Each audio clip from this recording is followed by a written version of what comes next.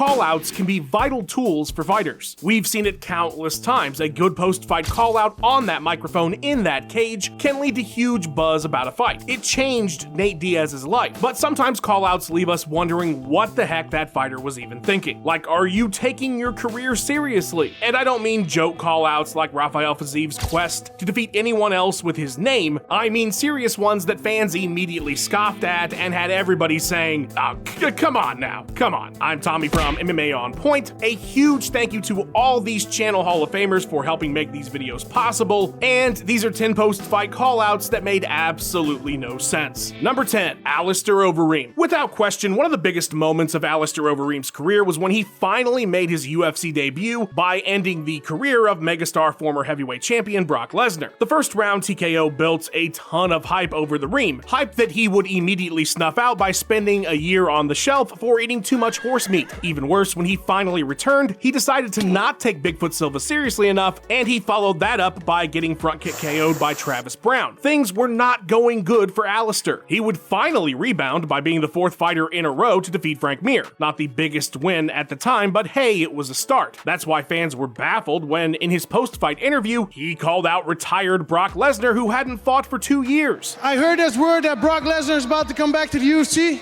Well, I'll be here waiting for him. Who was currently working for the WWE and was the last guy that Overeem beat. That's not how this works, Alistair. It's supposed to be the guy who lost calling for a rematch. And even if, hypothetically, Brock did come back, the state of Reem's career at that point would surely have never made for a big-time return bout, even if he was the last guy to beat him. You can't blame Overeem for trying to get a high-profile fight, although a lot of people did, and thought the call-out literally made no sense. There were rumors at the time that Lesnar might want to come back, but that's all they were, rumors. It would be another 2.5 years before he showed up again just to retire a second time. Number 9, Brandon Vera. There's having confidence that you can be one of the best fighters in the world, and then there's just blind hubris. Brandon Vera would debut in the UFC after just 4 pro bouts. An impressive feat, no doubt. He came into the promotion after having won the one-night 2005 WEC Heavyweight Grand Prix, and in his debut, he would score a nasty knockout via a knee from the clinch. But winning your 5th pro bout and heavyweight UFC debut usually doesn't warrant calling out prime light heavyweight champion Chuck Liddell. I'm gonna be the first heavyweight champion, hold that belt, drop down, and take the light heavyweight championship. First of all, that's a different weight class that you have literally never fought in. 2, Chuck is the biggest star in the promotion, and as I mentioned, the current champion. Doesn't make a ton of sense. A very cocky Brandon the Truth Vera, who's already thinking about the Iceman? Man, if we ended up on the ground, I feel bad for him. He'd probably be lost. So this call-out was ready to go before he even fought. Chuck looked hilariously baffled when the camera cut to him, and yeah, nobody was buying this one quite yet, as you can imagine. The reason it ranks lower is because it sounded a bit more like an aspirational call-out, but if that is the case, what is even the point of wasting your microphone time when you don't even have any intentions of fighting at 205? It makes no sense. Number 8, Sam Alvey. Now, Smiling Sam's become a bit of a meme in his late MMA career for his undying UFC loyalty and his continued employment with the promotion despite going 9 fights in a row without a victory. But back in 2016, Sammy went on a heater, scoring 3 straight wins at middleweight and capping it off with a 4th victory against Nate Marquardt. The Smiling one was on the verge of cracking the top 15 rankings. This was the perfect time to call out someone in the lower 15 with name value. Uriah Hall, Tim Bosch, Kelvin Gastelum if you were shooting for a big one. Some kind of forward momentum. But that's not what Sam did. Instead, he would call for a fight with Jack Marshman. I thought about it long and hard. I want Jack Marshman, and he is the man for Smiling Sam, who had just made his UFC debut a few months earlier. A man that the vast majority of fans outside of the UK probably didn't even remember debuted on the prelims of Fight Pass card Musashi vs. Hall 2. Sure, hardcore UK fans probably knew Marshman well, but he was unranked and not the guy you fight for the 5th bout of your winning streak when you're about to crack the top 15. Luckily for Alvey, he would not be granted his call out, and instead got a chance at number 14 Talus Latis, a bout he would unfortunately lose. Number 7, Macy Barber. The stated goal of youngster Macy Barber when she got into the UFC off a TKO win on Dana White's Thunderdome was to be the youngest UFC champion of all time, and the night she earned her contract, she was just 20 years and 1 month old. Considering JBJ was the youngest champ ever at 23 years and 8 months, it really didn't seem that implausible for her to achieve her goal in the flyweight division if she was as good as she thought she was. And in her first 3 UFC bouts, she would earn TKO victories, beating the likes of JJ Aldrich and Jillian Robertson, a victory that put her in the top 10 at just 21 years old. When you hit that magic rank, a title fight is maybe 2 bouts off if you keep winning against quality opponents. So who did Barber call out in order to continue her quest to be the youngest champion in UFC history? Unranked Paige Van Zandt. Paige Van Zandt, I'm giving you a call. Are you gonna answer or not? Whose last significant victory was against Beck Rawlings 3 years earlier. PVZ was a regular target for Barber to call out for some reason, I guess because of her notoriety, but Macy didn't seem to be taking the sports entertainment route to the belt. It felt like she was naturally going to get there if she just kept on beating better opponents. Beating Van Zandt at that point would have done absolutely nothing for her. Paige, who felt Barber was rude and unproven, was not interested in the fight, mainly because she also had a broken arm at that point. Tends to make fighting harder. Barber would instead get number 8 Roxy Modafferi, who would earn an upset UD win after the Future blew her knee out. Number 6, Fabricio Verdum. Let me set up the scene here. First, from Verdum's perspective, he'd lost the heavyweight title in an absolute shocker to Stipe Miocic, right? After that, he moved down to number 1 in the rankings. His next fight, he defeated number 6 Travis Brown, and afterwards called for a rematch with Miocic. So, without any context, what's the big deal? A perfectly reasonable call out. Well, no, because a few things. One, Stipe was Verdum's first title defense, a heavyweight title he won by defeating Cain Velasquez, who notoriously gassed out hard. Right, so there was a scheduled immediate rematch that Cain had to pull out of due to injury, which is what gave Stipe his title shot in the first place. Cain would return from that injury and beat Travis Brown at UFC 200 in spectacular fashion for a performance of the night bonus, placing him at number 2 in the rankings. 2 months after that, Travis would fight Verdum, and unlike Cain, Fabricio would win via a very bizarre decision. He would also nearly get in a fight with Brown's coach afterwards.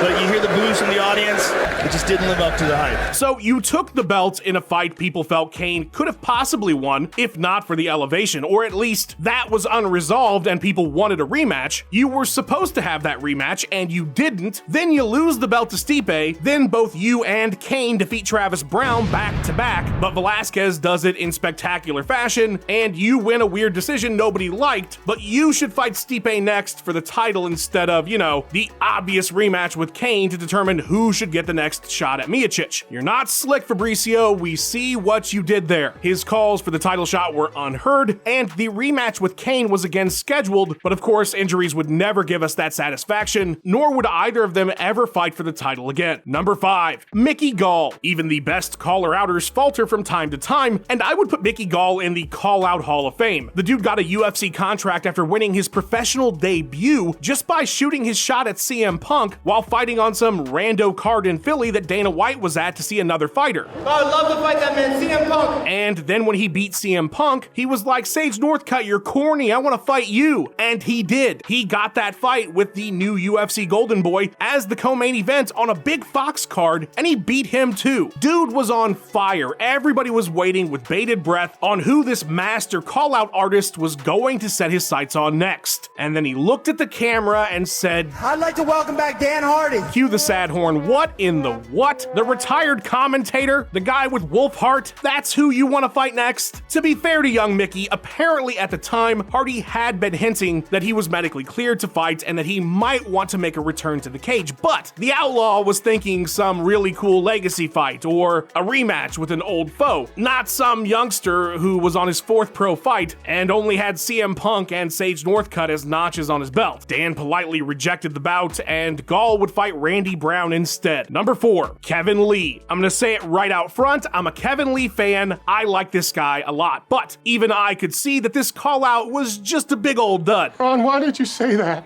Why? And honestly, at any other time, this probably would have made a ton of sense. Lee is ranked number 6 at lightweight. He's fighting number 5 Edson Barbosa. Tough ass dude, survives a head kick from him, but otherwise dominates and scores a doctor stoppage win in the 5th round of the main event fight. Normally, under those circumstances, shooting your shot at the champ makes sense. He looked at the camera and he said, "It's Khabib time, baby," with a big old grin on his face as the crowd sound level didn't change in the slightest. Here's the problem. Nurmagomedov had just won the title 2 weeks earlier. I don't know if you remember the circumstances of that fight, but it was meant to be against interim champion Tony Ferguson before the fight was catastrophically canceled at the last second. Tony Ferguson beat Kevin Lee to earn that interim title, and maybe under other circumstances, this call-out would have still made sense. After all, Tony was hurt and would be out for a while, but there were two problems, one much larger than the other. Dustin Poirier, who was ranked number 4, just won a fight of the night the weekend prior against Justin Gaethje. The other thing is that, oh yeah, fucking Conor McGregor, the guy who was the division's champion, who attacked Khabib's bust the week he won the title that McGregor was stripped of, he was going to be coming back that October, so clearly the next fight was going to be Khabib and him. In fact, it would be the biggest UFC card of all time. So no, as much as I love Kevin Lee, it was not in fact Khabib time. Number 3, Joaquin Buckley. This one had all the makings of a big time call out. Joaquin Buckley just won his 4th straight in the welterweight division. He just scored a decisive UD victory over a really tough Nursultan Ruzaboyev. This win would surely put him in the top 10, and he did it as the co-main event for a record-breaking gate in his hometown of St. Louis. This was Buckley's moment, and welterweight is ripe for call-outs right now. Ian Gary, Jack Della, Shavkat if you're feeling froggy, Colby, a whole host of top 10 guys that you could probably drum up interest in. And Joaquin chose to call out the worst possible person. Conor McGregor, I want you! Dude, what? He might as well have called out the Tooth Fairy or the Easter Bunny. This dude got his hometown crowd to boo him. Even worse, Conor didn't even acknowledge this call out because why would he? And then to make it all worse, dude doubled down on it and made things even more hilarious, getting into a Twitter beef with Daniel Cormier over the call out, who started his reply with "Shut up, pussy." I mean, this couldn't have gone worse than it did. Buckley has since said he wants a fight with Usman, which is still a bit lofty, but at least it's something remotely in the realm of possibility. Believe it or not though, that is not the most ridiculous Conor call out. That honor goes to number 2, Rafael dos Anjos. And I'm not talking about when this dude was champion. Then Conor was gunning for him. Of course, their super fight never happened because RDA got injured. I'm talking about 2022 RDA. Yeah, you probably forgot about this one. Coming off his KO loss against Rafael Fiziev for their name, Dos Anjos would move back up to welterweight for the first time in 2 years to take on unranked Bryan Barberena. After scoring a 2nd round submission win, RDA would very earnestly call for a fight against the Notorious. And I want to call out Conor McGregor. 7 years ago,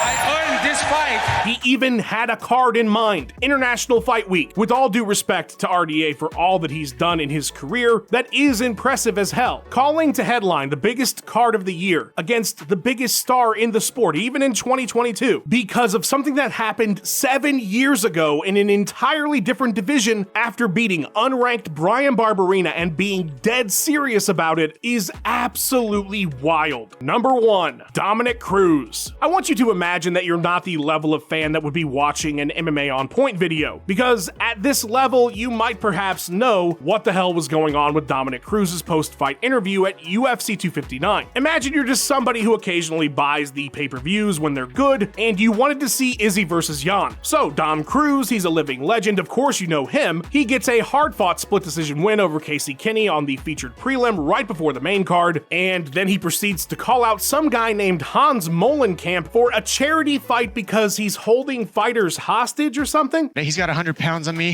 How about we do something for charity? You know, I think we could put on a good show for charity and make a lot of money for him. You were probably confused as hell, even more so when Joe Rogan hilariously replied, I'm sorry this has become a political event. Joe, not political. This is Monster Energy drink. I understand. What is happening? Who the fuck is Hans Molenkamp? What does this have to do with politics? All right, back to being yourself. So Hans is a guy that is, as best as I can understand, some sort of fighter liaison liaison for Monster Energy. He's often seen with fighters doing various things, he's seen training, you'll find fighters commenting on his posts all the time, and according to Cruz, he's been forcing us to comment on his photos, forcing us to do videos and pictures with them, just in order to hold our contracts hostage. Again, this is just Dom's claim. I don't know if any of that's true. And if you thought it was a throwaway line during his post-fight interview, he doubled down at the presser afterwards. If I take a picture with Conor McGregor like this, now I'm Conor McGregor's friend, right? I mean, I may be your friend, but you can't use me in order to get clout, as they put it. If I don't give you an interview that you're gonna take what pays my bills, Monster sponsors me, not you. I'll tell you who I'll never call out though. The editor of this video, Luke Taylor. The man does fantastic work. Please follow him on all his socials and go check out his awesome YouTube channel. A massive shout out to our channel Hall of Famers. We cannot thank you enough for your support. Guys, if you want to become one yourself, hit the join button. There's all kinds of exclusive content. You could even have say in some of our videos possibly. Like and subscribe to call for a Conor McGregor fight on International Fight Week. Leave a comment down below on who these fighters should have called out. And thank you so much for watching, you guys. I think I'm gonna go take a nap.